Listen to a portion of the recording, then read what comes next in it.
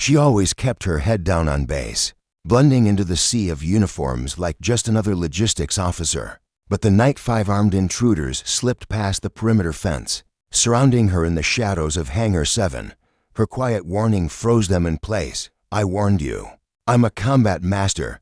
The air on Fort Harlan that December evening carried the sharp bite of winter, mixed with the faint scent of jet fuel and pine from the surrounding woods. Master Sergeant Elena Reyes had just finished a late-night inventory. Checking the hangar, the massive doors cracked open to let in a sliver of moonlight. She was alone, or so she thought, her boots echoing softly on the concrete floor as she locked up. Then came the rustle outside. 5 figures in black tactical gear, faces masked, moving with the practiced silence of men who had done this before. They weren't random thieves. Their gear screamed professional, likely mercenaries targeting the classified prototypes stored. Inside, one moment Elena was reaching for the light switch, the next, cold steel pressed against her back as they forced her deeper into the hangar, forming a tight circle around her.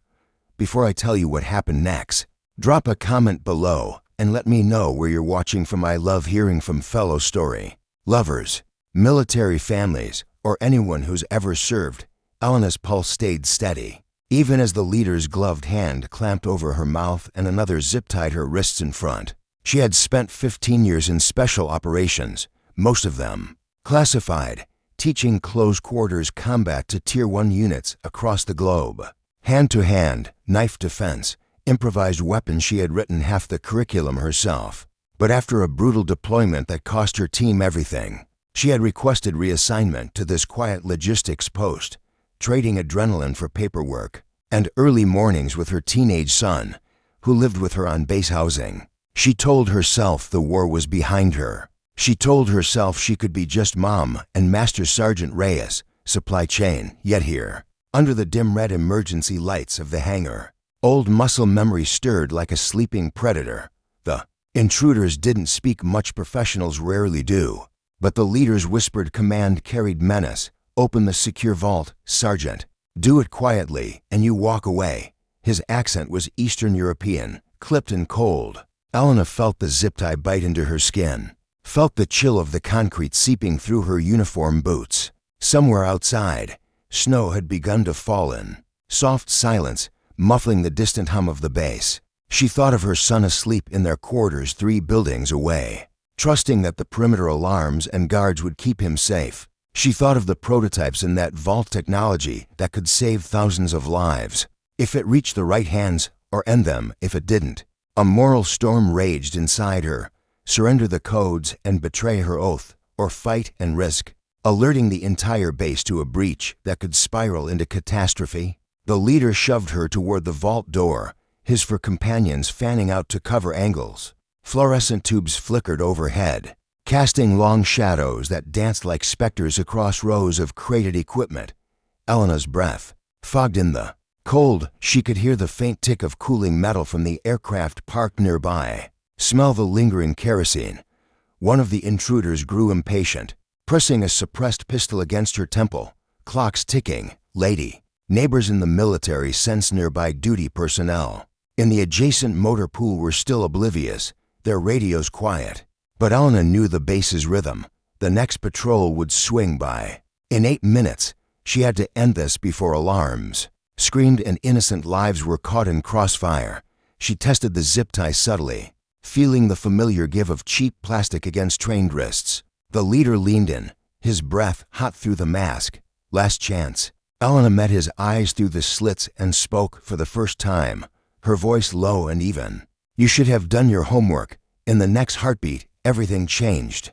With a sharp twist honed from countless drills, she snapped the zip tie against the edge of a metal crate. Clean break. Her elbow drove backward into the leader's throat before he could react. A precise strike that crushed his windpipe just enough to silence him without killing. He dropped, gasping soundlessly. 2 seconds later, the hangar fell into stunned quiet. The second intruder lunged. Elena sidestepped, using his momentum to slam him face first into a toolbox that clattered like thunder. In the enclosed space, she flowed into the third, disarming his pistol with a wrist lock that sent the weapon skittering across the floor. The fourth and fifth hesitated, professionals recognizing a predator when they saw one. And that hesitation was all she needed. A low sweep took the fourth's legs. A controlled choke rendered the fifth unconscious before he hit the ground. Everyone went silent. 5 highly trained intruders lay neutralized in under 10 seconds. The only sounds their shallow breathing and the soft patter of snow against the hangar roof. Elena stood in the center, chest rising calmly, not a hair out of place. Red emergency lights painted her uniform in blood-like hues, but there was no blood, only precision. She knelt beside the leader, checking his pulse, ensuring he could still breathe. Old habits died hard. Even now, she chose restraint over finality. "Tell your employers the vault stays closed," she whispered. Then she activated the silent Durus code on her watch. 3 quick taps. That lit up the base command center without a single siren. Minutes later, the response was textbook military. Poetry. Quick reaction force teams poured into the hangar like a tide, boots thundering in perfect unison. Red dots dancing across the intruders as rifles came up. MPs secured the scene with practiced efficiency. Medics checking the unconscious men. Intelligence officers already photographing gear and faces. Word spread fast on a small base. Within the hour, personnel gathered outside in the falling snow. Airmen, soldiers, Marines, civilians murmuring in awe under the floodlights. That was Master Sergeant Reyes. She took down 5 armed Mercs alone. Someone started slow clapping. Soon the entire crowd joined, a wave of respect rolling through the cold night. Elena's commanding officer arrived, snowflakes dusting his cover. He looked at the scene, then at her, and simply nodded. No words needed between warriors. Her son was brought to her, wrapped in a blanket, eyes wide with a mixture of fear and pride. She hugged him tightly, feeling the tremor in his small frame melt away against her steady heartbeat. In the days that followed, the breach investigation revealed the mercenaries had been hired by a foreign entity targeting next-generation drone tech. Because Elena had ended the threat quietly and without bloodshed, no prototypes were compromised, no friendly casualties occurred, and the base avoided a full lockdown that could have exposed vulnerabilities. She received a quiet commendation, nothing flashy, just a folded flag and a handshake from the general, but the real reward was deeper. The moral weight lifted. She hadn't betrayed her oath to peace, nor her duty to protect.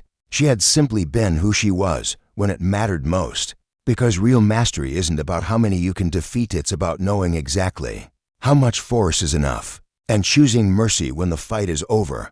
And under those same red hangar lights where shadows once threatened to swallow her whole, Elena stood a little taller, her past no longer a burden but a quiet shield, proving that even on the most fortified ground, one person's courage can hold the line. If this story moved you, smash that like button and subscribe for more real inspired tales of quiet heroism. Drop a comment telling me if you've ever served, know someone who has, or just love these military stories. I read every single one. Until next time, stay strong out there.